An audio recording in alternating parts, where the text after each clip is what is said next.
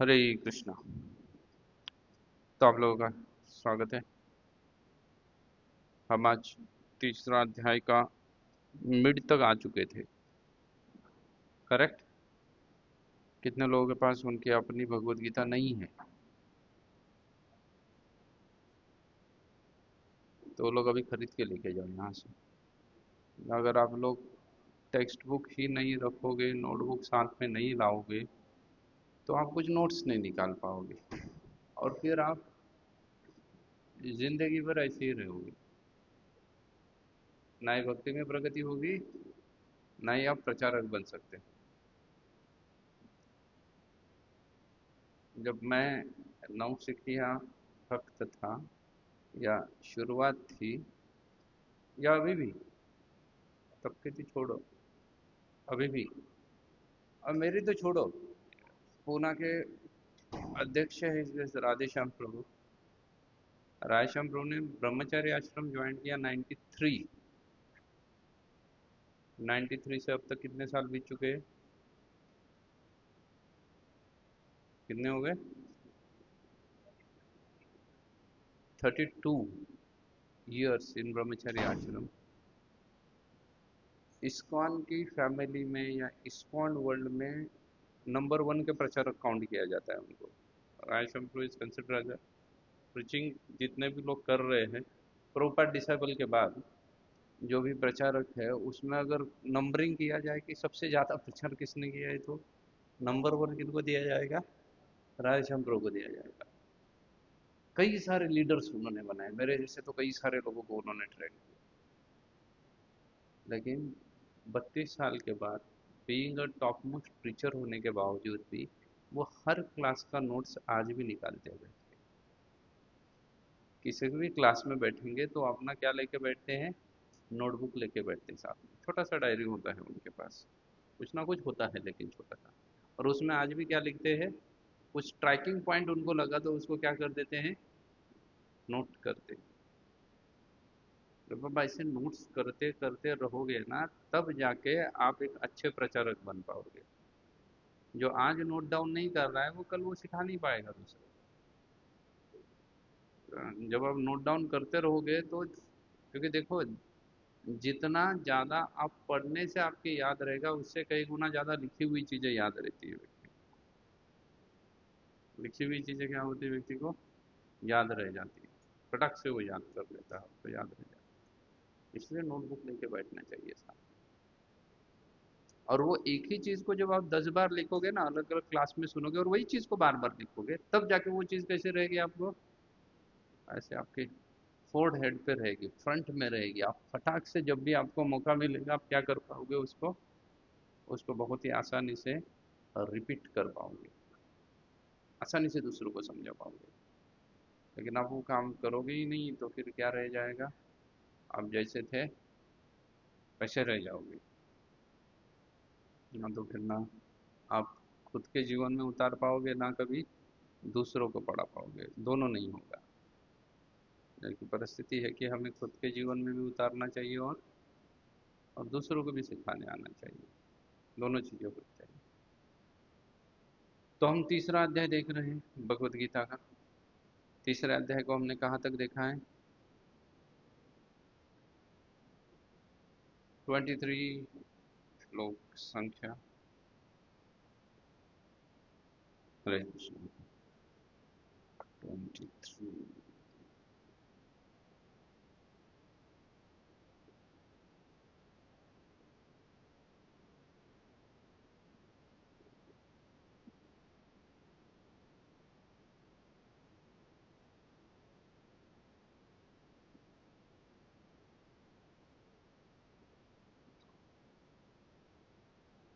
23 number पे हम देख रहे हैं। जितना हमने इस अध्याय को देखा था, तो वहाँ तो हम देख रहे थे कि व्यक्ति अगर ज्ञान योग के लिए पात्र भी है, तो भी उसको क्या करना चाहिए? कर्मयोग करना चाहिए। फिर से बैकग्राउंड आपको समझा रहा हूँ। मोटा मोटी हम चल रहे हैं, हम डेप्थ में नहीं जा रहे भगवद गीता में, ना ही हम हर श्लोक, उस श्लोक का शब्द को पकड़ के चल रहे हैं। हर श्लोक उसका शब्द, उसके शब्द से निकलने वाले अर्थ, भगवत गीता का ज्ञान बड़ा डेप्थ है। आप जितने बार पढ़ते रहोगे उतना नवीन नवीन आपको चीज़ें इसमें से क्या मिलती रहेगी, इन्फॉर्मेशन मिलती रहेगी। लेकिन हम उतने डेप्थ में भी नहीं जा रहे हैं हर समय नई चीज़ ढूंढने के लिए। हम बर्ड आई व्यू भी देख रहे हैं, लेकिन फिर भी अभी हम थीमेटिकली देख रहे हैं, थीम को देख रहे हैं, थीम क्या चल रही है। वो थीम के अंदर नहीं उतर रहे हैं, लेकिन सिर्फ क्या देख रहे हैं हम थीम को देख रहे हैं कि थीम क्या चल रही है। तो थीम चल रही है, अर्जुन युद्ध नहीं करना चाहता है, 5 कारण बताता है, भगवान ने सब कारण उसके डिफीट कर दिए। सेकंड चैप्टर के एंड में अर्जुन बोल दिया, अर्जुन को समझ गया कि भाई सन्यास लेना अच्छा है। तो थर्ड चैप्टर के शुरुआत में ही अर्जुन क्या पूछ लेते हैं, अगर सन्यासी लेना अच्छा है तो मैं युद्ध क्यों करूं, बराबर ना। सन्यासी लेना अच्छा है तो मैं युद्ध क्यों करूं। और क्योंकि अर्जुन अपने ही जगह पे अटका हुआ है कि भाई मुझे क्लियर बताओ, युद्ध करना है नहीं करना है, करना है या नहीं करना है। ये बार बार आएगा, हर हर अध्याय में ये चीज आएगी, क्योंकि अर्जुन का तो फाइनली वही है। फिर भगवान कुछ बोलेंगे उसके ऊपर अर्जुन प्रश्न पूछेंगे, कई सारे प्रश्न पूछेंगे, लेकिन फिर से वही आगे अटकेंगे। फिर बोले okay then conclusion is what, मुझे युद्ध करना है या नहीं करना है। तो तीसरे अध्याय में यही प्रश्न अर्जुन ने पूछा। तो फिर भगवान भी कंक्लूडिंग आंसर नहीं दे रहे, भगवान जीवात्मा की जो माइन्यूट इंडिपेंडेंटनेस है उसमें नहीं घुस रहे हैं, इसलिए कंक्लूजन नहीं बता रहे हैं। बोल रहे हैं कि परिस्थिति बता रहे हैं, और बोल रहे डिसीजन किसको लेना है, तुम्हें लेना है, युद्ध करना है नहीं करना है। तो कंक्लूजन नहीं देने के लिए भगवान ने उनको समझाना चालू किया कि भाई अगर तुम पहले 3 4 8 श्लोक में समझाया कि अपने अपने गुणों के अनुसार कार्य करना चाहिए, गुण के अनुसार कार्य नहीं करने से व्यक्ति क्या बन जाता है, मिथ्याचारी बन जाता है। तो बोले तो मिथ्याचारी बन जाओगे, इसलिए तुम्हें क्या करना पड़ेगा, कर्तव्य अपना करना पड़ेगा, तुम जिस गुण में हो। वो पहले 7 8 श्लोक में समझाए। उसके बाद उन्होंने समझाया कि भाई ब्रह्मांड की व्यवस्था कैसे चलती है, कर्म के आधार पर चलती है। वही बात उन्होंने बताई ना, बोले कर्म करो करके, कर्म करना चाहिए। उसके बाद उन्होंने बोला कर्म क्यों करना चाहिए, तो उन्होंने आंसर दिए क्योंकि व्यक्ति क्या हो सकता है, अपने गुणों से बंधा हुआ है, सत्व रजस तमो से, इसलिए उसके अनुसार उसको काम करना चाहिए। फिर बोलते हैं कि भाई चलो ठीक है, तुम्हारे हिसाब से चलते हैं कि तुम संन्यास लेने के लिए पात्र हो, लेकिन संन्यास लेने के लिए पात्र होने के बावजूद भी तुम्हें कर्म किस लिए करना चाहिए, लोकानुतदवर्तनम, लोगों को सिखाने के लिए तुम्हें कर्म करना पड़ेगा। और सोचेंगे कि अच्छा ऐसा कोई हुआ है क्या, तो किसका एग्जाम्पल कोट करते हैं, जनक महाराज का एग्जाम्पल कोट करते हैं। बोलते ये देखो, ये भी संन्यास के पात्र थे, लेकिन फिर भी इन्होंने क्या कर दिया, संन्यास मतलब ज्ञान योग के पात्र होने के बावजूद भी उन्होंने किसको फॉलो किया, कर्म योग को फॉलो किया। जबकि वो पात्र तो थे ज्ञान योग के लिए, लेकिन फिर भी क्या कर रहे हैं, वो कर्म योग के ही फॉलो कर रहे हैं, समाज व्यवस्था बनाए रखने के लिए। फिर अर्जुन बोलेगा कि भाई ठीक है, अभी समाज व्यवस्था बनाए रखने के लिए ही कार्य करना है, समाज व्यवस्था बनाए रखने के लिए आप बोल रहे हो, सब कंसिडर करके चल रहे हो। देखो एक वक्ता की एक स्पेशलिटी हमेशा रही हुई है या रहती है कि वो क्या करता है, श्रोता के मन को भाप लेता है कि इसके माइंड में नेक्स्ट क्या चल रहा होगा, इसके मन में नेक्स्ट क्या चल रहा है, और उसको प्रश्न पूछे बिना ही वो क्या कर देते हैं, चालू कर देते हैं आंसर करना। दे आर नॉट वेटिंग, कई जगह पे प्रश्न पूछ दिया जाता है, लेकिन भागवत और भगवद गीता में ऐसे बहुत सारे स्थानों पे आया है जहाँ पे कृष्ण पूछ नहीं रहे हैं। तो हमें लगता है कि यहाँ से अचानक से ये कृष्ण ने टर्न अप क्यों ले लिया, कुछ तो एक चल रहा है, और वहां से 180 डिग्री टर्न चल के कृष्ण कहीं तो और निकल गए। तो हमें नहीं समझ में आता लॉजिकली ये क्या चल रहा है, लेकिन आचार्य बोलते हैं क्योंकि अर्जुन के मन में ऐसा चल रहा था, अर्जुन माइंड में ये सोच रहा था, और इसलिए उसका आंसर भगवान ने क्या कर दिया, चालू कर दिया देना।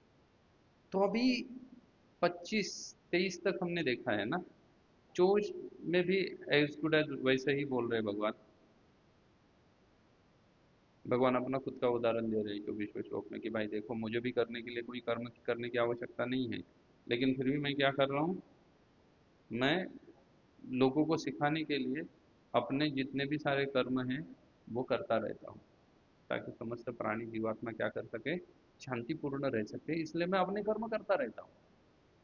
तो मुझे भी इसकी कोई आवश्यकता नहीं है। ये भगवान ने समझाया। अभी यहाँ से 25 से भगवान थोड़ा सा आगे बढ़ाएंगे। अभी 25 से लेकर लगभग लगभग 30 नंबर श्लोक तक भगवान एक चीज को बताएंगे। उसको आप बोल सकते हैं कि कर्मयोग में प्रगति बोल सकते हो, या कर्मकांड और कर्मयोग में डिफरेंस बोल सकते हो। क्या बोल सकते हो? या तो ज्ञान योग या कर्म योग में प्रगति, क्योंकि भगवान ने क्या कर दिया, भगवान ने बोल दिया ज्ञान योग श्रेष्ठ है। भगवान ने ये नहीं बोला कि कर्म से कौन सा योग श्रेष्ठ है, ज्ञान योग श्रेष्ठ है। लेकिन उसके बावजूद भी जो ज्ञान योग के लिए पात्र व्यक्ति है उसको क्या करना चाहिए, कर्म योग करना चाहिए। आप समझ रहे? ज्ञान योग को कम नहीं बता रहे भगवान, भगवान बोल रहे ज्ञान योग तो है ही श्रेष्ठ। लेकिन वो किसके लिए? वो सन्यासी आदि के लिए है। लेकिन आज तुम तो गृहस्थ हो, राजा हो, क्षत्रिय हो, इसलिए तुम ज्ञान योग के लिए पात्र होने के बावजूद भी तुम्हें क्या करना चाहिए, कर्मयोगी करना चाहिए। यही एस्टेब्लिश किए हैं भगवान ने, और खुद का एग्जाम्पल दिया, जनक महाराज का एग्जाम्पल दिया, इसके उसके एग्जाम्पल कोट करके क्लियर कर दिया अर्जुन को। अच्छा ठीक है, इतना अर्जुन को क्लियर हो गया। तो अभी यहाँ से जो आगे के श्लोक चलेंगे लगभग लगभग 5-7 श्लोक जो है 25 से लेकर 30 तक वगैरह, तो ये 5-7 श्लोक में भगवान क्या कर देंगे, वो बता देंगे कि ये करते वक्त एक एक पतली सी, क्या बोल सकते हैं, हेयरलाइन फ्रैक्चर की तरह हेयरलाइन आती है। वो क्या है, जिसमें व्यक्ति फंसने का चांसेस रहता है। व्यक्ति है तो पात्र ज्ञान योग के लिए, संन्यास योग के लिए पात्र है, लेकिन उसको बोला जा रहा है क्या करो तुम, कर्म योग करो। तो फिर जब कर्म योग करते वक्त हो सकता है वो कर्म कांड में फंस जाए, क्योंकि कर्म कांड और कर्म योग में जस्ट हेयरलाइन फ्रैक्चर फ्रैक्शन है, ज्यादा डिफरेंस नहीं है, ज्यादा डिफरेंस नहीं है। जैसे सत्वगुणी और रजोगुणी व्यक्ति के इच्छाओं में या उसके चॉइस में ज्यादा डिफरेंस नहीं रहता है, पता है आपको? जैसे कोई सत्वगुणी व्यक्ति और तमोगुणी व्यक्ति में, दोनों में बहुत अंतर है, लेकिन उनकी इच्छाओं में ज्यादा अंतर नहीं रहता है। जैसे कई नदी के किनारे शांत जंगल में बहुत सुंदर हल्की ठंडी हवा चल रही है गर्मी के सीजन में, नदी का ठंडक है, सत्वगुणी व्यक्ति वहां जाएगा, उसको वो प्लेस बहुत अच्छी लगेगी, बोला ये बहुत बढ़िया है, इधर बैठ के मैं क्या करूंगा, जब करूंगा। अच्छा तमोगुणी व्यक्ति जाएगा, बोलेगा ये बहुत बढ़िया प्लेस है, दोनों की चॉइस सेम है, लेकिन वो बोलेगा यहाँ मैं क्या करूंगा, मैं बिस्तर आके बढ़िया से सो जाऊंगा, पार्टी बनाऊंगा और क्या करूंगा, एंजॉय करूंगा। बोले नदी का किनारा तो मैं ढूंढ ही रहा था एकदम शांति वाला, दोनों एक ही चीज ढूंढ रहे, लेकिन दोनों में क्या है, जस्ट थोड़ा सा डिफरेंस है, एक ही चीज है।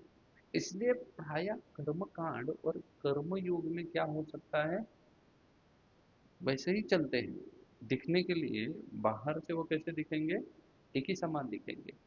इसलिए कर्म योग और कर्म कांड का डिफरेंस भगवान अर्जुन को क्लियर कर रहे हैं कि देखो सावधान हो जाओ अर्जुन, मैं बोल तो रहा हूं तुम्हें कि तुम ज्ञान योग के लिए पात्र हो या संन्यास के लिए पात्र हो, फिर भी तुम्हें करना क्या है, कर्मयोग ही करना है, क्योंकि मैं भी वही कर रहा हूँ, बाकी राजा भी वही कर रहे हैं, क्योंकि तुम क्षत्रिय हो। लेकिन कर्मयोग करते वक्त तुम कर्मकांड में फंसना नहीं है, इसलिए तुम्हें कर्मयोग और कर्मकांड का क्या मिलना चाहिए, क्लियर कट अंडरस्टैंडिंग होनी चाहिए। तुम्हें वो क्लियर कट पता होना चाहिए कि कर्मयोग और कर्मकांड में डिफरेंस क्या है। भगवान ऐसा बोल नहीं रहे हैं डायरेक्टली, लेकिन जो श्लोक बता रहे हैं भगवान, जिससे आचार्य लोग क्या दे रहे हैं, यही बोल रहे हैं कि ये 4-5 श्लोकों में यही कंसेप्ट समझा रहे हैं कि कर्मयोग और कर्मकांड में डिफरेंट है। तो भी यहाँ अर्जुन ने पूछा है क्या, नहीं, लेकिन भगवान ने हाँप लिया कि मैंने इसको, अगर जैसे हम किसी को बोलते हैं ना, भाई देखो लेफ्ट जाओ, वहां से राइट जाओ, फिर ये करो, हम बोलते हैं ना, और उस एरिया में कहीं पर अगर खतरा है तो वो लोग पूछने के पहले ही हम बता देते हैं उस व्यक्ति को कि यहाँ थोड़ा सा खतरा हो सकता है, ये थोड़े से क्या है, रिस्की जोन है, यहाँ पे जा तो रहे हो तुम, ये रिस्की। तो भगवान वैसे ही रिस्की जोन को भी क्या कर रहे हैं, अर्जुन को तुरंत मार्गदर्शन कर रहे हैं। इसलिए भगवान देखो 25वें श्लोक में वही बोल रहे हैं। मैं श्लोक नहीं पूरा पढ़ूंगा, मैं डायरेक्ट आपको ट्रांसलेशन पढ़ के सुनाता हूँ। जिस प्रकार अज्ञानी जन फल की आसक्ति से कार्य करते हैं, उसी तरह विद्वान जनों को चाहिए कि वे लोगों को उचित पथ पर ले जाने के लिए अनासक्त रहकर कार्य करें। बोले कार्य वही करना है ना, कार्य फर्क हो रहा है क्या? नहीं, कार्य तो क्या चल रहा है, वही चल रहा है। लेकिन जो सकाम फल में आसक्त है वो क्या करेंगे, वो सकाम कर्मी बनेंगे। सकाम अपनी कामना को पूर्ति करने के लिए क्या करेंगे, कार्य करेंगे। लेकिन तुम तो वैसे नहीं हो, तुम तो कर्म योगी हो, तुम कर्मकांडी हो क्या? नहीं हो, इसलिए तुम फल की आसक्ति के लिए कार्य नहीं करोगे। तो तुम किस लिए कार्य करोगे? तो क्या लिख रहे हैं भगवान यहाँ पे बोल रहा है, अनासक्त रहकर उचित पथ पर ले जाने के लिए, किसको? लोगों को। भगवान ने पहले भी बोला ना, लोगों को दिखाने के लिए तुम्हें कार्य करना पड़ेगा ना, तो उनको उचित पथ पर लेके जाने के लिए विद्वान लोग कार्य करते हैं। विद्वान लोग इसलिए उचित पथ पर लेके जाने के लिए जब जनता को कार्य करते हैं, मतलब वो किससे अनासक्त हो रहे हैं, फल से अनासक्त होकर कार्य करते हैं। वो निष्काम, भी निष्काम रहते हैं, वो सकाम नहीं रहते हैं, किसी भी प्रकार की कामना नहीं रहते हैं उनके पास, बल्कि वो कैसे रहते हैं, निष्काम रहते हैं। अभी ये जो निष्काम जो है, ये वास्तव में कर्मयोग की बेसिक रिक्वायरमेंट। कर्मयोग की बेसिक रिक्वायरमेंट क्या है, निष्काम होना। निष्काम रहना ये कर्मयोग की बेसिक रिक्वायरमेंट है। हमें लगता है लोग, जितने सारे आचार्य क्यों बोल रहे हैं कि भाई भक्ति करो, भक्ति करो, भक्ति आसान है, क्योंकि भक्ति की कोई बेसिक रिक्वायरमेंट ही नहीं है। भक्ति में सबसे सुलभ क्या है, कि उसके लिए बेसिक रिक्वायरमेंट ही नहीं है। कर्मयोगी अगर जो है, लोग लिखने के लिए तो अपने नाम के आगे भी कर्मयोगी लिखते हैं, कर्मयोग बोलते हैं, महत्वपूर्ण है, वर्किंग वर्कशिप, या है ना, माँ फलेषु कदाचन, ऐसे श्लोक भगवत गीता से कोट कर लेते हैं। बोलते हैं यही महत्वपूर्ण श्लोक है भगवत गीता से, कि कर्म करो, अपना कर्म करो। लेकिन उसकी फर्स्ट क्वालिफिकेशन क्या है कर्मयोग की? कर्मयोग की पहली क्वालिफिकेशन भगवान बता रहे हैं कि वो क्या करना चाहिए उस व्यक्ति को, निष्काम होना चाहिए। वो फल से आसक्त नहीं है। वो क्लियरली क्या होता है, वो निष्काम होता है, सिर्फ और सिर्फ लोक संग्रह, लोगों के भले के लिए वो कार्य करता है। अगर वो निष्काम नहीं रहेगा तो फिर वो कर्मयोग की शुरुआत भी कर सकता है क्या? नहीं कर सकता है। उसकी बेसिक रिक्वायरमेंट क्या है, निष्काम रहना, किसी भी प्रकार के हृदय में कोई कामना रहनी नहीं चाहिए। अभी भक्ति योग की ऐसी कोई रिक्वायरमेंट है क्या? भक्ति योग की ऐसी कोई रिक्वायरमेंट नहीं है। बेसिक रिक्वायरमेंट भक्ति योग में निष्काम विष्काम बोले कुछ नहीं है। बोलते हैं क्या करो तुम निष्काम हो, सकाम हो, खाने की कामना से मंदिर में आ जाओ, प्रसाद अच्छा मिलता है करके मंदिर में आ जाओ, कुछ भी काम लेके मंदिर में आ जाओ, लेकिन क्या करो, आ जाओ। क्योंकि 10 करोड़ रुपए चाहिए, ये कामना रख के जब करना चालू करो। कोई मांग रहे हैं क्या, डिमांड कर रहे हैं? कुछ डिमांड नहीं कर रहे हैं ना। हमें तो बहुत बार लोग पूछते हैं कि प्रभु जी जिस दिन हम नॉन वेज खाएंगे उस दिन भगवत गीता पढ़ सकते हैं? मैं बोलता पढ़ सकते हैं, कोई दिक्कत नहीं है। कोई दिक्कत नहीं है, तुम नॉन वेज खा के भगवत गीता पढ़ो, दारू पी के भगवत गीता पढ़ो, जब पढ़ना है पढ़ो, लेकिन पढ़ो। There is no restriction in Bhakti Yoga. भक्ति योग में कोई रिस्ट्रिक्शन नहीं है, तो पढ़ो, समार आदर को पढ़ो पहले तो। ये भक्ति योग है। लेकिन कर्मयोग नहीं। कर्मयोग क्या मांगता है, कर्मयोग बहुत सारे, बहुत मतलब बहुत सारे रिस्ट्रिक्शन के साथ चलता है। इसलिए कर्मयोग का बेसिक क्वालिफिकेशन ही चलता है कि वो व्यक्ति क्या होना चाहिए, निष्काम होकर चलना चाहिए। उसके नेक्स्ट वीक में भी बोल दे, न बुद्धया जनादेशा ज्ञानम से सर्वकरुणा, उसमें भी वही चीज को रिपीट कर रहे हैं। क्या लिख रहे हैं वहां पे प्रोपा जी, लिख रहे हैं विद्वान व्यक्ति को चाहिए कि वह सकाम कर्मों से आसक्त अज्ञानी पुरुषों को कर्म करने से रोके नहीं, ताकि उनके मन विचलित ना हो। अभी तो भक्ति भाव से कर्म करते हुए वो उन सभी प्रकार के कार्यों में, अभी तो भक्ति भाव से कर्म करते हुए वह उन्हें सभी प्रकार के कार्यों में लगाए, जिससे कृष्ण भावनामृत का क्रमिक विकास हो सकता है।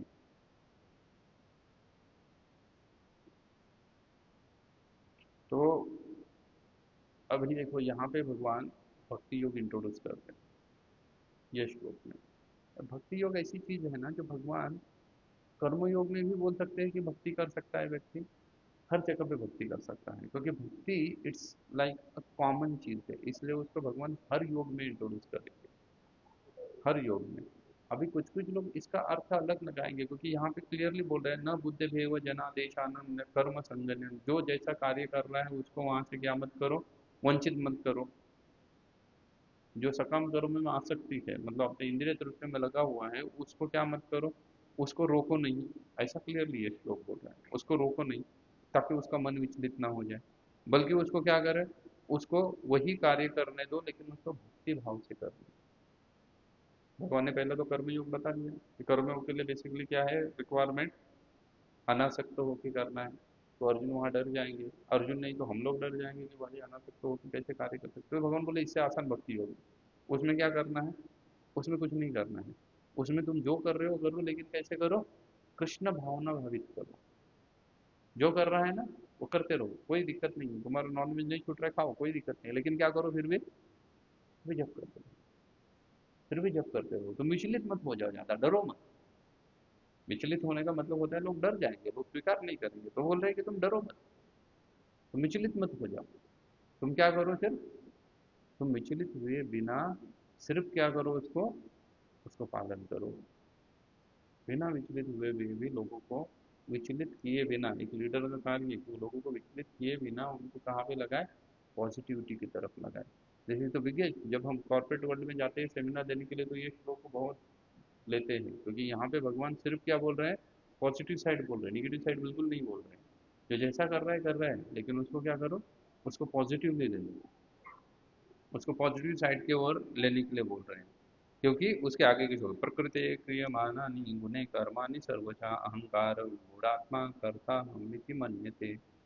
भगवान बोल रहे हैं क्योंकि क्या है, जो जीवात्मा है वो अपने मोहग्रस्त होने के कारण वो क्या करता है, अपने आप को कर्ता मान लेता है, जबकि वास्तव में वो प्रकृति के तीनों गुणों के द्वारा संपन्न किए जाते हैं। बोले जितने भी सारे कार्य हैं वास्तव में किसके द्वारा संपन्न किए जा रहे हैं, प्रकृति के तीनों गुणों के द्वारा संपन्न किए जा रहे हैं, लेकिन फिर भी वो अपने आप को क्या मान रहा है, कर्ता अहम इति मन्यते। वो अपने आप को क्या मान के चल रहा है, कर्ता मान के चल रहा है, कर्ता अहम इति मन्यते, वो अपने आप को कर्ता मान के चल रहा है। इसलिए उन लोगों को डिस्टर्ब नहीं करना चाहिए जो खुद को कर्मयोग के प्रति क्या कर रहा है, प्रगति करना चाहता है। जो खुद निष्काम कर्मयोग कर रहा है, उनको जो सकाम कर्मी है उनको डिस्टर्ब नहीं करना चाहिए, बल्कि उनको कहाँ लगाना चाहिए, कृष्ण भावना में लगाना चाहिए। क्योंकि व्यक्ति अब तक जान नहीं रहा है कि प्रकृति ही क्या कर रही है, सभी कार्य कर रही है, वो अपने आप को ही क्या मान रहा है, कर्ता मान रहा है। दूसरी ओर से भगवान अर्जुन को भी समझा रहा है कि भाई तुम भी अपने आप को कर्ता मान रहे हो कि मैं युद्ध करूंगा तभी ये सब चीजें हो जाएंगी। बोले ऐसा नहीं है, या मैं संन्यास लूंगा या मैं ये करूंगा, बोले कुछ नहीं है, सब कुछ कर रहा है प्रकृति के गुणों के द्वारा ही किया जा रहा है। आगे भी वही चीज चल रहा है, तत्ववितु महाबाहु गुण कर्म विभागशः गुण गुणेषु वर्तन्ते इति मत्वा न संजय, न इति मत्वा न संजयते। भक्ति भाव कर्म तथा सकाम कर्म के भेद को भली भांति जानते हुए जो परम सत्य को जानने वाला है, वह कभी भी अपने आप को इंद्रियों में तथा इंद्रिय तृप्ति में नहीं लगाता है। अभी यहाँ पे क्या कर रहे हैं, फिर से दोहरा रहे हैं कि कर्मयोग और कर्मकांड में क्या है, डिफरेंस क्या है। वो समझा रहे हैं अर्जुन को, क्योंकि अर्जुन को बोल रहे हैं तुम कर्म योग करो, कर्म कांड में मत फंसो, क्योंकि उसमें क्या है, छोटी सी एक छोटा सा ही डिफरेंस है उनमें। तो इसलिए वो लिख रहे हैं कि भक्ति भाव कर्म तथा सकाम कर्म में भेद को भली भांति जानते हुए जो परम सत्य को जानने वाला वो कभी भी अपने आप को इंद्रिय तृप्ति में नहीं लगाता है। मतलब बोले तुम्हें क्या नहीं करना चाहिए, तुम्हें तुम भले ही कर्म करते रहो लेकिन निष्काम कर्म करना है। इसलिए तुम्हें अपने आप को किसमें नहीं फंसाना है, इंद्रिय तृप्ति में नहीं लगाता है, क्योंकि अर्जुन राजा बनेगा ना। अर्जुन मतलब राज परिवार से युधिष्ठिर राजा बनेंगे, तो हो सकता है वो किसमें लग जाए, इंद्रिय तृप्ति में लग जाए, हो सकता है। लेकिन बोले कर्मयोगी कभी भी अपने आप को कहाँ नहीं लगाता है, इंद्रिय तृप्ति में नहीं लगाता है। भले वो कार्य वही कर रहा है, लेकिन वो क्या नहीं कर रहा है, इंद्रिय तृप्ति नहीं कर रहा है, इंद्रिय तृप्ति में नहीं लगाता है। भक्ति योग के लिए भी वैसा ही है कि भक्ति भले ही भौतिक संसार में रहे, लेकिन फिर भी वो क्या नहीं करता, अपने आप को इंद्रिय तृप्ति में नहीं लगाता है, इंद्रिय तृप्ति के क्या रहता है, परे रहता है, हमेशा इंद्रिय तृप्ति के परे रहता है।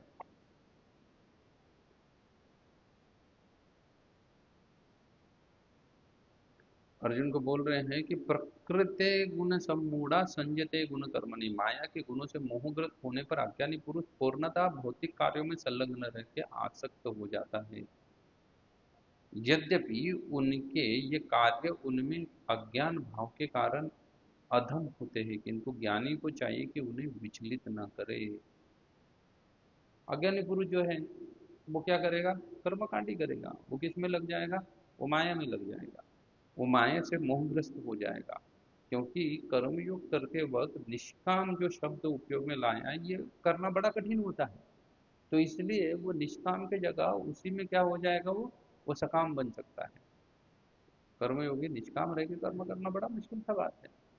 और जैसे किसी को तालाब की रखवाली करने के लिए दिया, तो हो सकता है वो पानी का टेस्ट भी करे, ऑफकोर्स आसान बात है। लेकिन उसको पानी का टेस्ट किए बिना तालाब की रखवाली करना बड़ा कठिन सा कार्य है। और ये कार्य को क्या कहा जाता है? निष्काम कर्मयोग कहा जाता है। अगर आपको कोई चीज दे दी कि भाई इसको क्या करना है आपको, पानी, बहुत बड़ा सरोवर है, उसमें से पानी का एक बूंद भी नहीं पीना है, लेकिन उसकी रखवाली करनी है, ये बहुत बड़ा कार्य है। तो इसलिए बोल रहे हैं कि ये कार्य किसको करना पड़ेगा? जो कर्मयोगी उसको करना पड़ता है। और आखिरी में बोल रहे हैं कि हे अर्जुन, अपने सारे कार्य को मुझ में समर्पित करने में पूर्ण ज्ञान से युक्त होकर लाभ की आकांक्षा से रहित, स्वामित्व के किसी दावे के बिना तथा आलस्य से रहित होकर युद्ध करो। अर्जुन ने प्रश्न पूछा था कि क्या करना है, फाइनली मुझे पूछो। तो भगवान, निष्काम कर्मयोग बन के तुम कर्मयोगी बन सकते हो, या निष्काम कर्मयोग करो, कर्मकांडी मत बनो, कर्मयोगी रहो। हालांकि तुम ज्ञान योग के लिए पात्र हो, लेकिन फिर भी कर्मयोग तो करो, ताकि लोगों को दिखाना है। लेकिन वो कैसे करो? तो बोले ये ऐसे करना चाहिए, मयि सर्वाणि कर्माणि संन्यास ध्यायत में चेतसा निराशी निर्ममम भूत्वा युद्धस्व विगतस्वरः। और बोल रहे हैं कि सारे कार्यों को मुझ में समर्पित करो। सब कार्य तुम किसके लिए कर रहे हो? मेरी प्रसन्नता के लिए कर रहे हो, इसलिए इसको किसमें करो? मुझ में समर्पित करो। मेरे पूरा ज्ञान से युक्त होकर, मेरे पूर्ण ज्ञान से युक्त होकर मुझे अच्छे से जान लो, और लाभ और आकांक्षा से रहित, स्वामित्व के दायित्व को छोड़ के तथा आलस्य से रहित होकर युद्ध करो। अब देखो, यही सब चीजों के लिए तो युद्ध किया जाता है। युद्ध किया क्यों जाता है? युद्ध क्यों किया जाता है? अपना स्वामित्व जताने के लिए तो युद्ध किया जाता है। और क्या हो सकता है युद्ध करने का कारण? लाभ की आकांक्षा। डेफिनेटली युद्ध करेंगे तो धन प्राप्त होगा, पोस्ट पोजीशन कुछ प्राप्त होगा, उससे उसकी आकांक्षा होती है। और यहाँ पे क्या बोल रहे हैं? भगवान बोल रहे हैं ये दोनों चीजों से रहित, तुम ना लाभ की आकांक्षा करोगे, ना ही स्वामित्व के दायित्व को रखोगे। ये दोनों नहीं करना है, स्वामित्व का दावा भी नहीं तुमको रखना है, और लाभ की आकांक्षा रखना भी नहीं है, और उसके बाद तुम्हें युद्ध करना है। इसको भगवान बोलते हैं कर्मयोग। ये ऐसा कर्मयोग होता है। अगर तुम स्वामित्व का दावा रखोगे और लाभ की आकांक्षा रखोगे, तो तुम क्या बन गए? कर्मकांडी बन गए, कर्मयोग नहीं रहा। तुम तो कर्मकांडी बन गए, लेकिन तुम्हें क्या करना है? कर्मयोगी बनना है। तो कर्मयोग कैसा है? तो अर्जुन के लिए ऐसा ही कर्मयोग है कि तुम्हें ना स्वामित्व का दावा करना है, और ना ही लाभ की आकांक्षा करनी है, उसके बाद युद्ध करना है। तो फिर तो अर्जुन बोलेंगे कि भाई ये सब है तो मैं युद्ध करियो क्यों? इतना ही है तो मैं तो वही तो बोल रहा हूँ, फिर मैं युद्ध करना क्यों? भगवान बोल रहे नहीं, फिर भी तुम्हें युद्ध करना है। क्यों? क्योंकि फिर से हम पिछले श्लोकों में जाएंगे, किसके लिए? वो सेट है एग्जाम्पल। क्योंकि भगवान ने खुद का एग्जाम्पल दिया था, जनक महाराज का एग्जाम्पल दिया, बोले सेट है एग्जाम्पल, तुम्हें तुम छोड़ के नहीं जा सकते। मूर्ख लोगों के सामने एग्जाम्पल सेट करने के लिए तुम्हें युद्ध तो करना पड़ेगा, लेकिन फिर भी वो कैसा करना है? स्वामित्व के दावे के बिना और लाभ की आकांक्षा से रहित। अगर ऐसा तुम कर पाओगे तो फिर तुम क्या बन जाते हो? तो तुम वास्तव में किसको फॉलो कर रहे हो? कर्म योग को फॉलो कर रहे हो। भगवान एकदम अर्जुन को अचंभित कर देते हैं, बोले भाई ये तो बड़ा मुश्किल सा है, क्योंकि टफ ही है ना। अर्जुन तो पूछ रहे होंगे कि गलती से क्वेश्चन पूछा मैंने इनको कि मैं युद्ध करूं या ना करूं, फाइनली आप चाहते क्या हो? तो उन्होंने तो बोल दिया कि तुम्हें युद्ध ही करना है, लेकिन कैसे करना है? स्वामित्व के दावे के बिना करना है। अभी स्वामित्व के दावे के बिना करना है। सबसे बोले ऐसा युद्ध करो, तो बोले चलो ठीक है, ऐसा ही युद्ध करते हैं। तो ये स्वामित्व का दावा नहीं करना है या ऐसा युद्ध करना है, बड़ा डिफिकल्ट सा कार्य भगवान बोल रहे हैं, लेकिन फिर भी वो सोच रहे हैं कि चलो ऐसा ही अगर मैं युद्ध करता हूँ तो इसमें कुछ और प्रगति के लिए कुछ हिंट्स चाहिए ना, कि स्वामित्व का दावा मैं कैसे त्याग कर सकता हूँ, या लाभ की आकांक्षा कैसे छोड़ सकता हूँ मैं, और उसके बिना भी मुझे अगर युद्ध करना है तो इसके आगे आगे कुछ तो चाहिए। इसलिए भगवान क्या करेंगे, यहाँ से आगे 5 श्लोक जो है ना, वो कर्मयोग के प्रगति के ऊपर बोलेंगे कि कैसे व्यक्ति कर्मयोग में प्रगति कर सकता है। एग्जैक्टली कर्मयोग तो समझा लिया उन्होंने, डिफरेंस भी समझा लिया कर्मयोग और कर्मकांड में, और एग्जैक्टली कर्मयोग समझा लिया कि स्वामित्व का दावा नहीं रखना है, लाभ की आकांक्षा नहीं रखना, लाभा लाभो जया जय, लाभ की कोई आकांक्षा नहीं रखनी है, जय विजय की आकांक्षा नहीं है, इसे युद्ध करो। अच्छा, फिर ऐसा कैसे हो सकता है, तो भगवान आगे उसको समझा रहे हैं, किसको, कर्मयोग को ही आगे उसमें प्रगति के लिए समझा रहे हैं। अगले 5 श्लोक में बोल रहे हैं, जो व्यक्ति मेरे आदेशों के अनुसार अपना कर्तव्य करते रहते हैं और ईश्वर रहित होकर, ईर्ष्या रहित होकर इस उपदेश का श्रद्धा पूर्वक पालन करते हैं, वो मेरे सकाम कर्मों के बंधन, वो सकाम कर्मों के बंधन से मुक्त हो जाते हैं। अर्जुन सोचेगा कि भाई ये तो बड़ा डिफिकल्ट है, ये तो सकाम ही हो जाएगा, क्योंकि कामना तो रखनी ही पड़ेगी ना, मैं युद्ध कर रहा हूँ तो। या हमारे प्रैक्टिकल जीवन में, अभी मैं प्रैक्टिकल जीवन का एक उदाहरण नहीं दे रहा हूँ क्योंकि हमें बहुत ही फास्ट कवर करना है इसको, हर दो लेक्चर्स में एक चैप्टर को खत्म करना है, तो इसलिए हम फास्ट जा रहे हैं।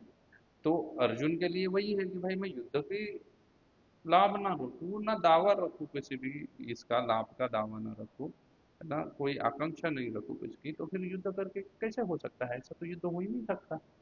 फिर तो होगा ही, फिर तो मैं कहाँ पे चलूंगा, फिर तो मैं निष्काम कर्म तो कर ही नहीं सकता, सकाम ही हो जाएगा ना, क्योंकि अगर मैं कुछ करूंगा तो मैं जॉब जाऊंगा तो डेफिनेटली पैसा देना चाहिए ना, नहीं तो मैं जाऊंगी उस कंपनी के पास। तो अर्जुन भी बोले, मैं युद्ध करेंगे भाई, अगर ये सब मुझे नहीं करना है। तो भगवान उसमें क्या बोल रहे हैं, कि भगवान बोल रहे हैं जो व्यक्ति मेरे आदेशों के अनुसार अपना कर्तव्य करता रहता है ना, अर्जुन देखो समझा रहे अर्जुन को।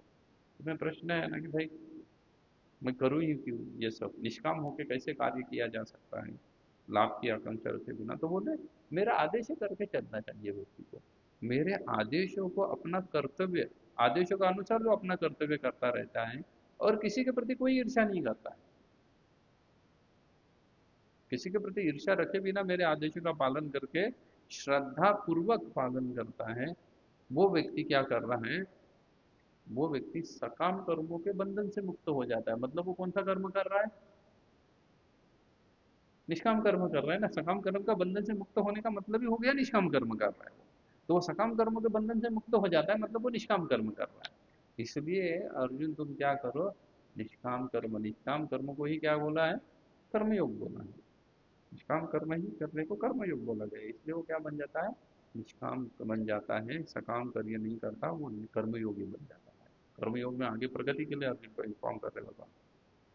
किंतु लेकिन उसके अपोजिट में जो ईर्ष्यावश इन उपदेशों की उपेक्षा करता है और इनका पालन नहीं करते, उन्हें समस्त ज्ञान से रहित, द्विभ्रमित तथा सिद्धि के प्रयोग में नष्ट भ्रष्ट समझना चाहिए।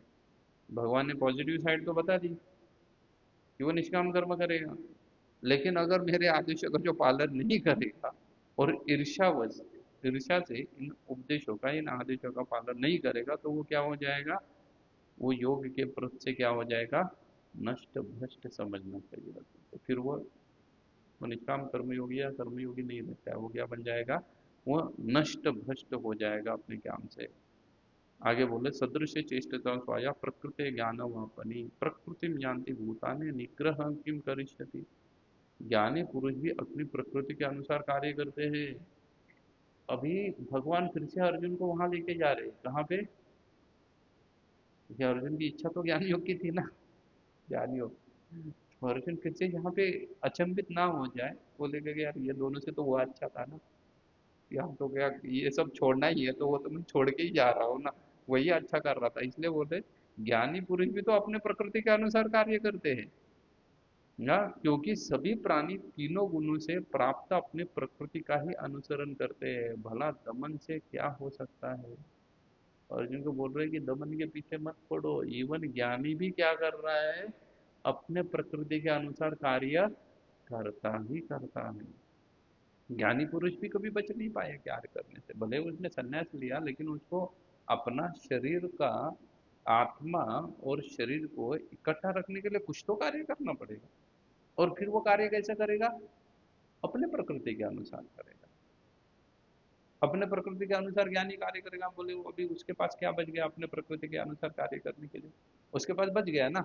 उसको एक पर्टिकुलर काइंड ऑफ, कोई सन्यासी है बेकिंग कर रहा है, साउथ इंडिया से है, उसको पता नहीं कौन साउथ इंडियन है क्या है, लेकिन एक घर में अगर उसको इडली सांभर मिल गया दान में, गया भिक्षा मांगने के लिए, और वो सन्यासी साउथ इंडियन है, तो नेक्स्ट डे कहाँ जाएगा, उसी घर में जाएगा। वो महाराष्ट्र के घर में जाएगा, बोले ये तो क्या दिया था, ठेका दिया था खाने के और भाग दिया था, ये इसके पास नहीं जाना चाहिए फिर से खाने के लिए, कहीं भी इसके पास कभी भिक्षा मांगने नहीं जाऊंगा। भिक्षा मांगने किसके पास जाऊंगा, ये इडली सांभर देता है।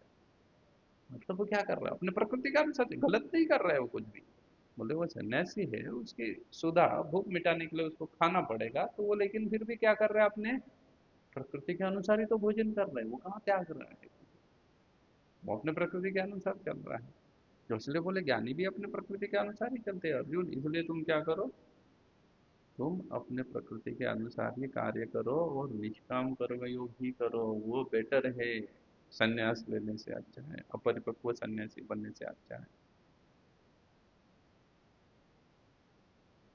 फिर आगे भगवान बहुत ही सुंदर तरीके से इसको लेके जा रहे हैं। प्रत्येक इंद्रिय तथा उसके विषय से संबंधित राग द्वेष को व्यवस्थित करने के नियम होते हैं। मनुष्य को ऐसे राग तथा द्वेष को वशीभूत नहीं होना चाहिए, क्योंकि वह आत्म साक्षात्कार के मार्ग में अवरोध बनते हैं।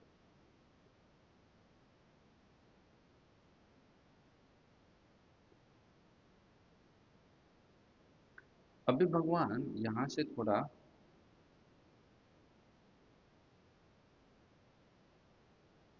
भगवान अर्जुन को एक अलग जगह पे लेके जाएंगे।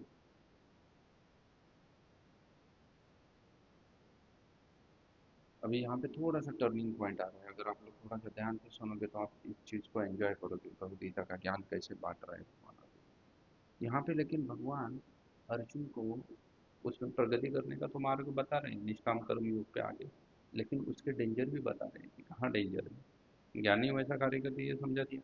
अभी डेंजर क्या हो रहा है, लेकिन प्रत्येक इंद्रिय तथा इसके विषय संबंधित राग द्वेष को व्यवस्थित करने के नियम होते हैं। अर्जुन को बोल रहे हैं निष्काम कर्मयोगी को भी क्या करना चाहिए, नियम में बंधा होना होना चाहिए। इवन सन्यासी जो ज्ञानी है वो भी नियम में बंधा हुआ था। मनुष्य को ऐसे राग तथा द्वेष के वशीभूत नहीं होना चाहिए। अगर वो संन्यास योग का भी पालन कर रहा है या वो निष्काम कर्मियों का पालन कर रहा है, तो ऐसे राग व द्वेष के क्या नहीं होना चाहिए, वशीभूत नहीं होना चाहिए। क्योंकि कभी कभी क्या होता है, व्यक्ति अपने राग तथा द्वेष से वशीभूत होके गलत कार्य कर लेता है। जो अर्जुन बोल रहा था मैं संन्यास लेता हूँ करके, बोले गलत कार्य करता है। और वो क्या करता है, जो अपना प्रकृति जो है उसके अनुसार कार्य करने के बजाय क्या करता है, इमेच्योरली दूसरा कार्य करने के लिए चला जाता है। तो निष्काम कर्मयोग भगवान फोर्स कर रहे हैं अर्जुन को कि तुम यही करो करके, निष्काम कर्मयोग का पालन करो। ज्ञान योग से ये क्या है, ये भली बात ही अच्छा है करके निष्काम कर्मयोग तो वो कर सकता है, अन्य कार्य पे नहीं जाना चाहिए। इसलिए आगे का बहुत अच्छा श्लोक बताया भगवान, 35 नंबर का श्लोक देखो, बहुत अच्छा श्लोक बताया। श्रेयानु सधर्मो विगुणतां परधर्मास्थ सुनष्टिताः स्वधर्मे निषदम श्रेयम पर धर्म भयावह। अपने नियत कर्मों को दोषपूर्ण ढंग से संपन्न करना भी अन्यों के कर्मों को भली भांति करने से श्रेयस्कर है। शीय कर्म को करते हुए मरना पराये कर्मों से प्रवृत्त होने की अपेक्षा श्रेष्ठ है, क्योंकि अन्य किसी के मार्ग का अनुसरण भयावह हो सकता है। और बहुत अच्छे से बोल रहे हैं, स्वधर्मे निधनम श्रेयम पर धर्म भयावह। वो बोल रहे हैं कि व्यक्ति को अपने प्रकृति के अनुसार ही कार्य करना चाहिए। ये जो स्वधर्म, ये धर्म का जहाँ पे जो शब्द उल्लेख किया है, वो भगवान प्राय किसके लिए बोल रहे हैं, उसके प्रकृति को बोल रहे हैं। अपने प्रकृति के अनुसार व्यक्ति को कार्य करना चाहिए, ना कि दूसरे के प्रकृति के अनुसार कार्य करना चाहिए, क्योंकि वो क्या हो सकता है, हमेशा भयावह हो सकता है। स्वधर्म बोले गलत तरीके से करो, लेकिन फिर भी यही करो, क्योंकि आप दूसरा का धर्म का पालन करने जाओगे तो वो क्या है, भयावह है। उसमें बहुत ज्यादा खतरा है, बहुत ज्यादा खतरा हो सकता है उसमें, भयावह हो सकते हैं वो सब कार्य। क्यों भयावह हो सकते हैं? क्योंकि अर्जुन क्षत्रिय तो है, वो तो कोई, क्योंकि पूर्व काल में कैसे हुआ करता था ना, कुछ कुछ कुछ नियम होते थे। नियम के अनुसार जो ब्राह्मण कुल में जन्म जिसका हुआ है, या जो ब्राह्मण कुल, ब्राह्मण के गुण जिसके अंदर है, उस व्यक्ति को क्या कर सकता था, वो नैष्टिक ब्रह्मचर्य को पालन करके संन्यास ले सकता था। आप समझ रहे हैं? नैष्टिक ब्रह्मचर्य का पालन करके क्या कर सकता है, वो सीधा सीधा संन्यास ले सकता है। उसको संन्यास लेना ही चाहिए। बल्कि आप अगर इसमें देखोगे ना, देवहूति के प्रसंग में प्रभुपाद जी वहां पे परपट में लिखते हैं, द ब्राह्मण must, he should, he must, ऐसे शब्द भगवान प्रभुपाद प्रयोग करते हैं, दैट ही शुड टेक संन्यास। ब्राह्मण को संन्यास लेना ही है, भले वो गृहस्थ आश्रम में है, उसको बाद में वानप्रस्थ और क्या करना पड़ेगा, संन्यास लेना है, या नैष्टिक ब्रह्मचारी एंड आगे ही उसको संन्यास लेना चाहिए। ब्राह्मण कुल में जन्म लिया है, ही कैन कंटिन्यू नैष्टिक आल्सो, उसको गृहस्थ में जाने की कोई आवश्यकता नहीं है। वो नैष्टिक मतलब जीवन भर ब्रह्मचर्य को पालन करके क्या करे, संन्यास ले ले। अच्छा, क्षत्रिय के लिए क्या है? क्षत्रिय के लिए भी संन्यास कंपलसरी है। दोस्तों भगवान द्रौपदी वहां लिखते हैं देवभूति के प्रसंग में, बोले जो क्षत्रिय भी है ना, उसको नैष्ठिक की पालन नहीं करनी चाहिए, उसको गृहस्थ आश्रम में प्रवेश करना चाहिए, क्योंकि वह क्षत्रिय है। लेकिन उसके बाद उसको क्या करना चाहिए, वानप्रस्थ लेकर संन्यास लेना चाहिए। बोलिए दोनों को संन्यास कंपलसरी है। खाली डिफरेंस इतना है कि ब्राह्मण डायरेक्ट संन्यास के लिए जा सकता है विदाउट गृहस्थ आश्रम, और क्षत्रिय को गृहस्थ आश्रम में जाना चाहिए, बोले कंपलसरी है, लेकिन फिर भी उसको क्या लेना चाहिए, संन्यास लेना चाहिए। तो पूर्व काल में इन दोनों के लिए संन्यास मस्ट था, वैदिक काल में। अच्छा, जो वैश्य है उसका, बोलते हैं उसको सिर्फ वानप्रस्थ तक जाना चाहिए, ही शुड नॉट टेक संन्यास, क्योंकि वो मर जाएगा जंगल में, उसको आदत नहीं है जंगल में रहने की। क्षत्रिय तो रहा ना गुरुकुल में, इसलिए उसको आदत है, वो मरेगा नहीं। लेकिन ये क्या हो जाएगा, मर जाएगा, इसलिए उसको क्या करना चाहिए, वानप्रस्थ मस्ट, वैश्य के लिए। और जो शूद्र है, he should be remain in the गृहस्थ। अभी कलयुग में क्यों बोला जाता है कलो शूद्र संभवात, सभी लोग शूद्र है, because everybody remain in the grihastha आश्रम, बड़े वांटो हुआ है।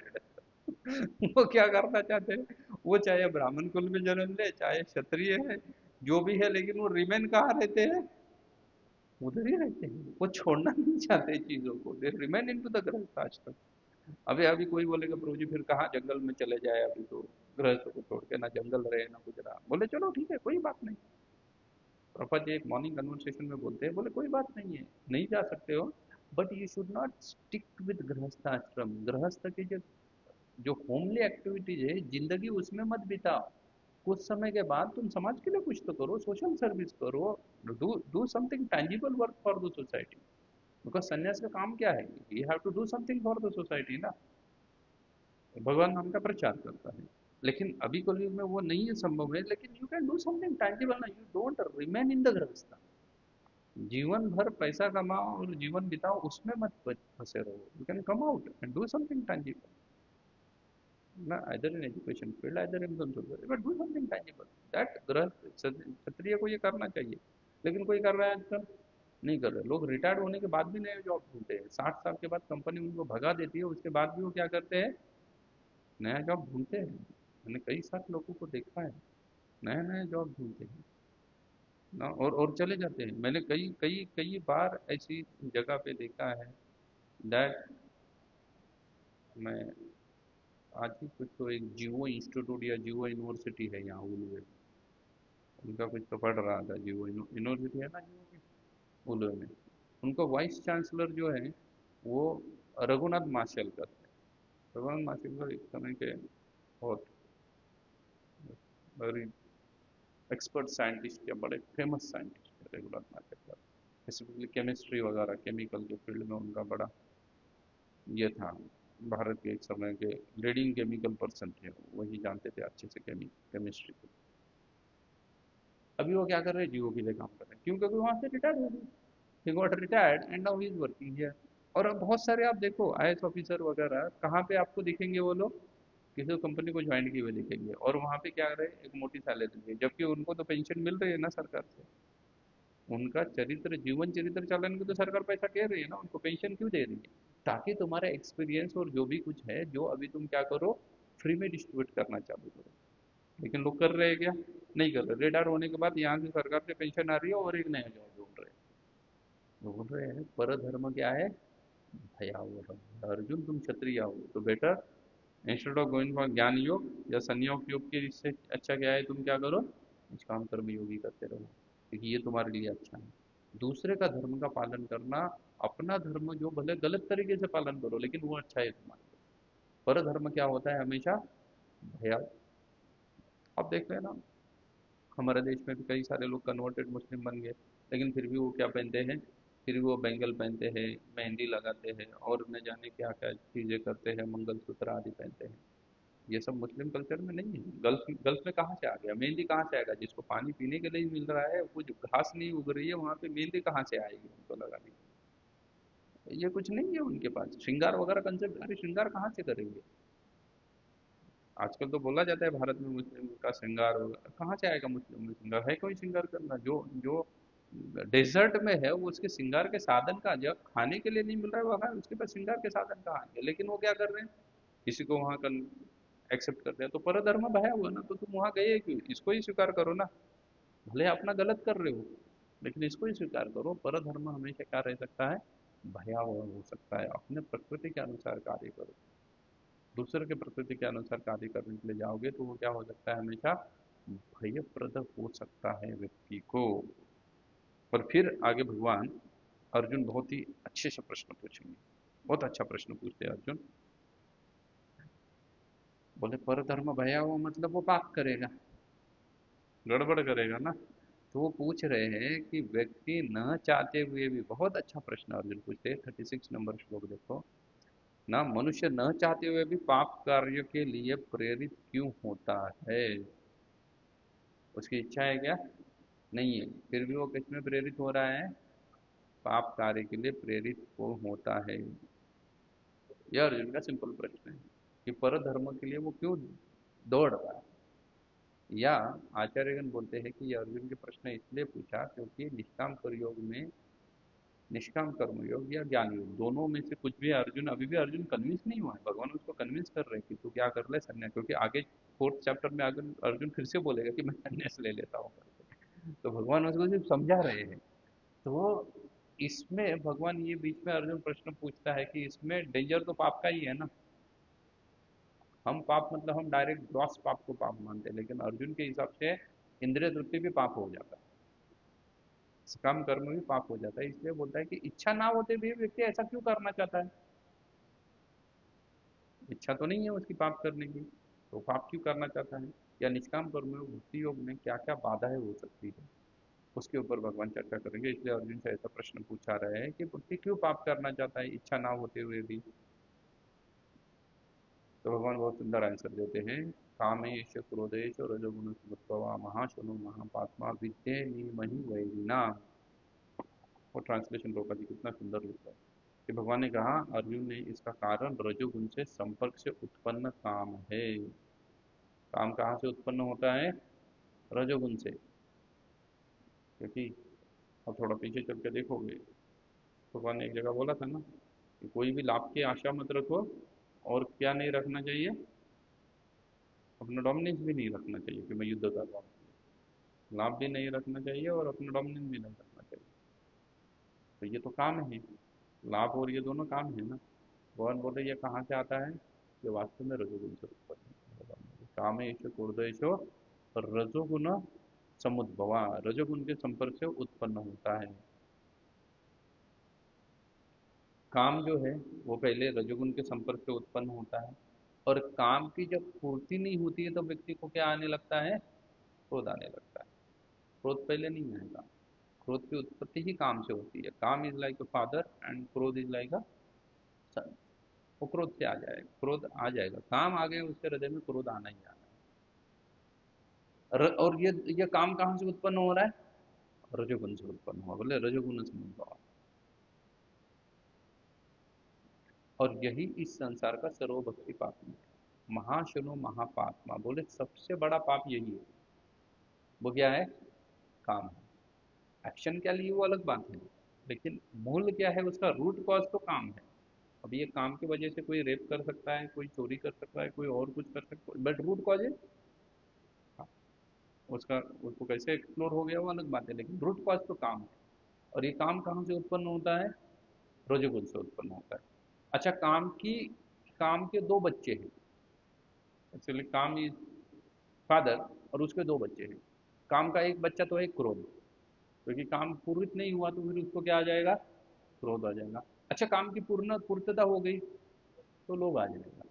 बोले एक बच्चा तो उसका आना ही आना है, उसके दो बच्चे हैं, उसमें से एक तो आना ही आना है। या तो लोभ आएगा या तो क्रोध आएगा, और दोनों ठीक नहीं है।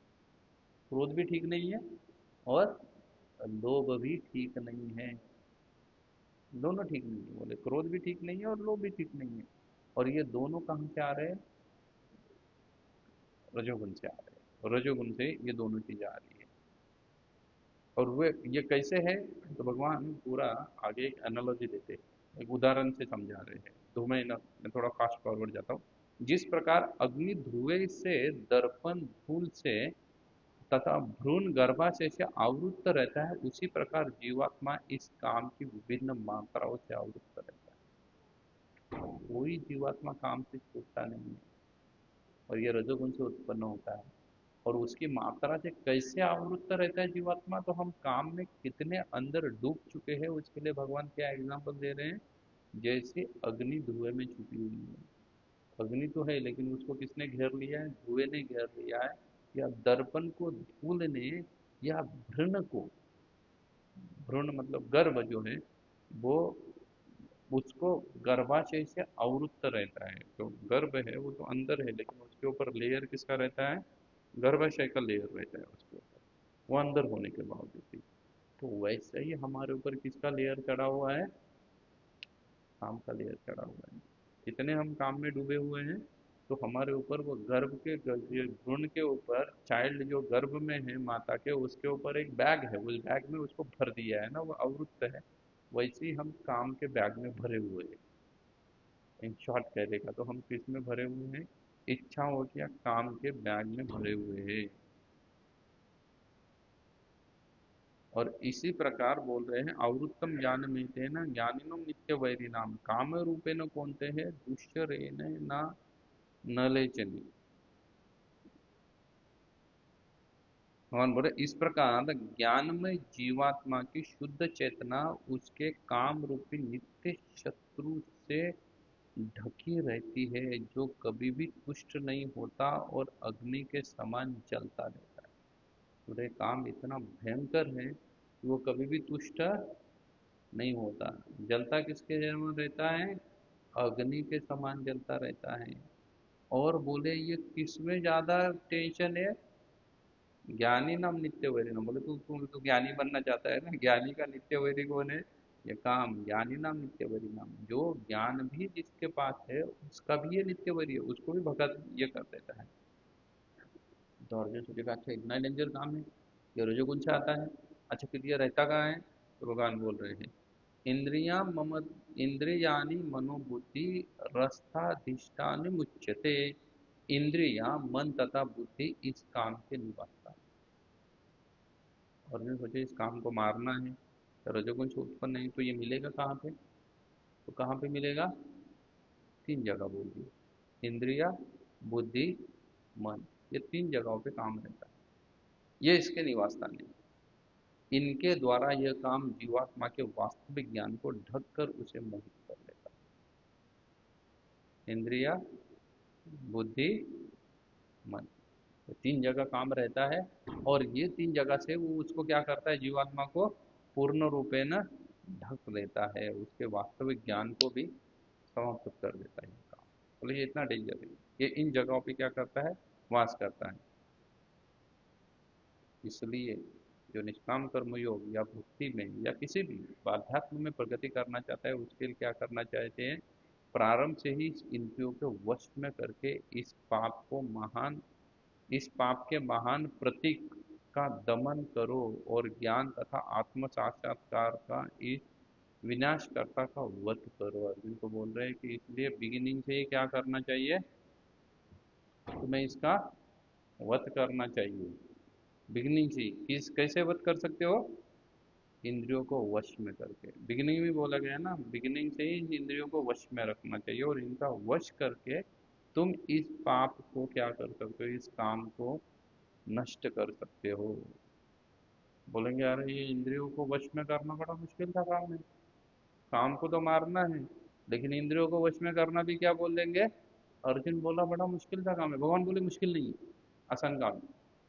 क्यों आसान काम है, तो भगवान फॉर्मूला दे रहे हैं। नेक्स्ट 42 में फॉर्मूला बोल रहे हैं। क्या फॉर्मूला बोल रहे हैं, इंद्रियानी परा होजा इंद्रिय तो परा मना मनस्तस्तु परा बुद्धिर बुद्धि परतस्तुमस्सह। कर्मेंद्रिया जो जड़ पदार्थों की अपेक्षा श्रेष्ठ है, मन इंद्रियों से बढ़कर है, बुद्धि मन से भी उच्च है और वह आत्मा बुद्धि से भी बढ़कर है। काम कहाँ पे रह रहा था, इंद्रिया, मन और बुद्धि। भगवान अभी भगवान भी हायरार्की बोल रहे हैं, बोले जो जड़ पदार्थ है उससे कर्मेंद्रिया जो है वो श्रेष्ठ है। कर्मेंद्रिया है वो जड़ पदार्थ से श्रेष्ठ है। अच्छा इंद्रियों से भी बढ़कर कौन है, मन उनसे भी श्रेष्ठ है। अच्छा मन के ऊपर कौन है, बुद्धि है। लेकिन ये तीनों को किसने पकड़ लिया, काम ने पकड़ लिया। और ये बुद्धि से भी श्रेष्ठ कौन है, आत्मा। आत्मा बुद्धि से भी श्रेष्ठ है। तो अगर तुम ये हायरार्की को समझोगे और आत्मज्ञान को अगर आपने बढ़ाओगे तो धीरे धीरे क्या हो जाएगा, बुद्धि तंदुरुस्त हो जाएगी। बुद्धि तंदुरुस्त हो जाएगी तो वो मन को भी कंट्रोल में रखेगी और मन कंट्रोल में रहेगा तो वो किसको कंट्रोल में रख देगा, इंद्रियों को कंट्रोल में रख देगा। इस तरीके से हम काम को हरा सकते हैं, भगवान क्लियरली फॉर्मूला भी दे रहे हैं। इसलिए भगवान अर्जुन को इंस्ट्रक्ट कर रहे हैं, एवं बुद्धि परम बुद्धिया, इस प्रकार ये महाभाव अर्जुना अपने आप को भौतिक इंद्रियों मन तथा बुद्धि से परे जानकर और मन को सावधान आध्यात्मिक बुद्धि से स्थिर करके आध्यात्मिक शक्ति द्वारा इस काम रूपी दुर्जय शत्रु को जीता जा सकता है। बोल रहे इसलिए क्या करो अर्जुना, अपने भौतिक इंद्रिय मन तथा बुद्धि से परे जानो अपने आप को। आप मत सोचो कि मैं ना ही ये इंद्रिया हूँ, ना ही ये मन हूँ, ना ही ये बुद्धि हूँ। मन बुद्धि अहंकार तीनों में नहीं हूँ, इंद्रिया भी नहीं हूँ, मैं इससे क्या हूँ, परे हूँ। और अपने आप को इससे परे जानो और अपने आप को आध्यात्मिक बुद्धि, आध्यात्मिक बुद्धि मतलब आध्यात्मिक ज्ञान या कृष्ण भावना में विद्रोपा जी लिखते हैं, उसमें अपने आप को स्थिर करके इसको क्या कर सकते हो, तुम नष्ट कर सकते हो, ताकि तुम कर्मयोग में आगे अच्छे से बढ़ सको। क्लियर। तो यहीं तक तीसरा अध्याय खत्म हो जाता है। नेक्स्ट सैटरडे हम क्या करेंगे, चौथा अध्याय का देखेंगे। क्वेश्चन आंसर के लिए समय नहीं है हमारे पास, बिकॉज आप लोगों को प्रसाद भी लेना है। धन्यवाद। तो यहीं पे मेरे वाणी को विराम देता हूँ। श्री प्रभुपाद की, श्रीमद् भगवद गीता की। हरे कृष्ण कृष्ण कृष्ण हरे हरे